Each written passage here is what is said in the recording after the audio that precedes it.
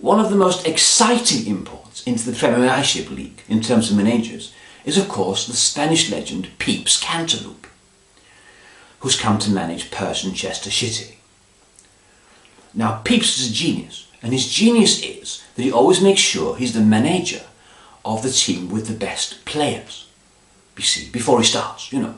So for example, he took over at Barcelona when they had some of the greatest players in the world, players like Lionel Messi and Innuendo, you know, and they were winning everything.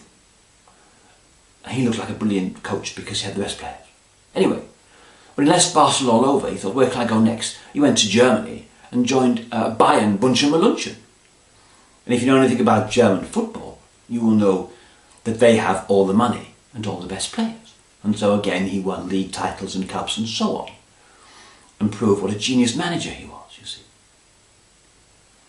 Anyway, then he thought, I'll go to England, you see, and do the same thing again. And he thought, I'll go to the club with the best players and the most money. And so he became the manager of Persian Chester City.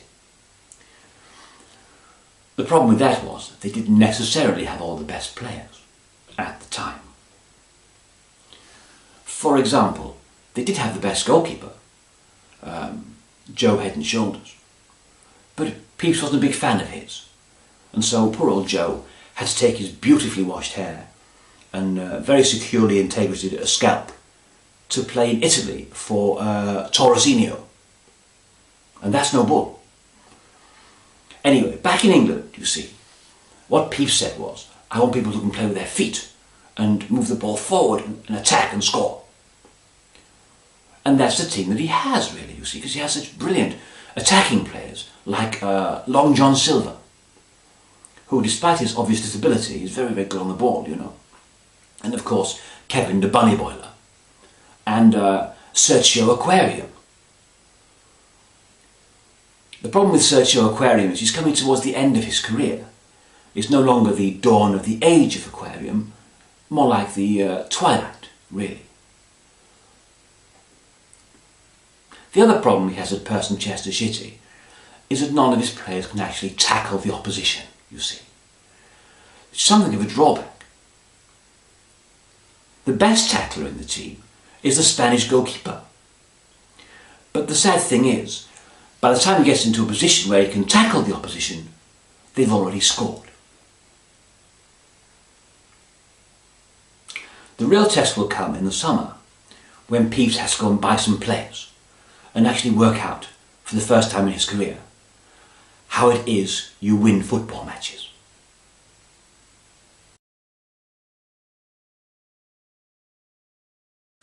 Another import of this current season has been the Italian manager, Antonio Continuity, who was given the manager's job at Chillon Sea, who of course are owned by that famous Russian,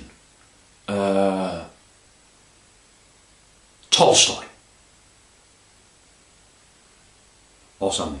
Anyway, he came over and took over the team that was formerly managed by Holio Mormon Cheese. Now when Holio was there, they were absolutely bloody rubbish, you see. Maybe because he kept whinging at them, because he's such a miserable git. But the thing is, you see, Antonio Continuity is much more sort of stylish, and wears beautiful suits, and has handmade shoes, you see. And his hair's always superbly, you know, coiffure. So his injection of Italian style and a beautiful three at the back system has turned things around for Chillon Sea. And they have once again become the champions of the Premiership League, you see, thus making their Russian owner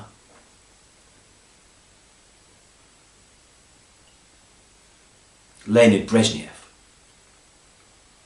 extremely happy.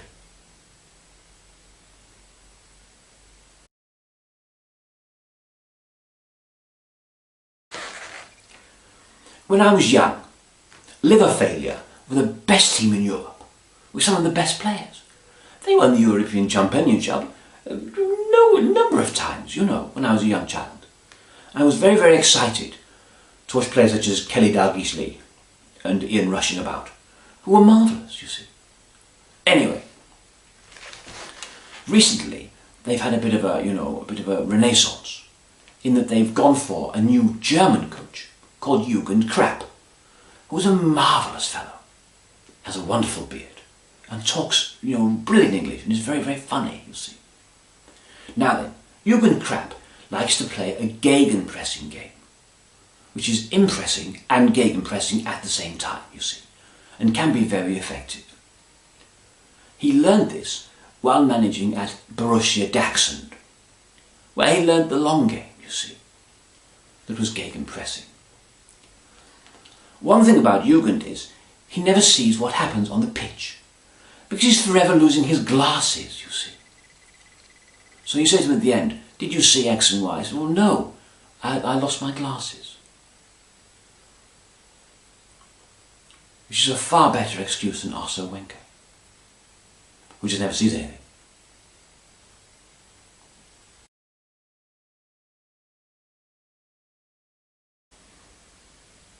One of the longest serving managers in the history of English football is the current manager of the Arse, a very old and famous team from North London, you see. Now the Arse are very popular. For example, my friend Tristan takes his friend up there every other weekend, and they have a marvellous time. Anyway, towards the end of the late 1980s, you see, the Arse is a very, very good team who won the league. And they had a very dour Scottish manager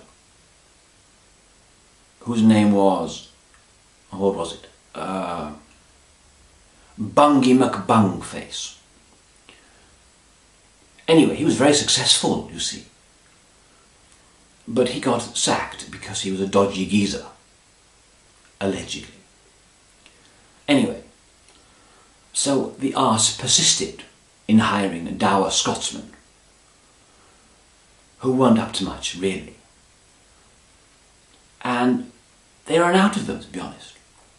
And rather than go for just somebody who was slightly grumpy from Falkirk, they changed tack completely and went to Japan, you see, for their next managerial appointment. This took everybody by surprise, that a team such as Arse, who were very famous in North London forever, would go to Japan for the new manager. Anyway, he was a sort of thin chap called Arsene Wenger, and nobody had ever heard of him. And everyone thought, well, who is this Japanese fellow, and he came over. He spoke very good English, but with a French accent. It's all very strange, you see. Anyway, the great thing about Arsene Wenger was he had a secret weapon that would revolutionise English football. And this was pasta, you see. Brilliant. This is an Italian foodstuff, which comes in different shapes and sizes. You get long and thin and flat and twisty and, it's brilliant. Anyway, you see, before he arrived, the Arse players had largely been on a liquid diet, you see, because they supposed that George Pest, who was a great player, he was constantly on a liquid diet and he was brilliant, you see, and they thought they'd get some of that, you see. So, anyway, players like, Tony Addons and Small Person were permanently pissed.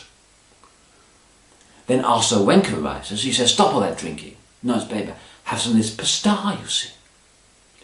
And they sobered up and had more energy, and suddenly were world beaters. And the Arse won everything. They won the league and the FA Cup and the league again and stuff, and they were brilliant. In fact, they were so good, they became known as the Untouchables, or Dirigibles or something. Anyway, they were so good that Solid Campervan, who was then at the Hot Dogs, moved from the Hot Dogs to the Arse and caused much consternation in North London. But he simply wanted to play for the Uncomfortables. Anyway, soon after this, other managers cottoned on to this secret weapon, you see. and they also began to feed their players per star, which is hardly surprising given that it's readily available in most supermarkets.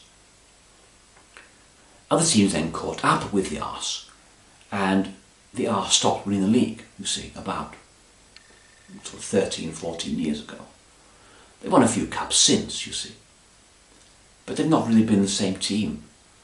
And poor old Arsene Wenger has not been able to find another secret weapon to make a great leap forward, you know. In recent times, some of the Arse supporters have been attacking Arsene Wenger with the use of an aeroplane, you see. Now, this is of somewhat concern to me. And if you're watching this, Mr. Wenger, you should be very careful.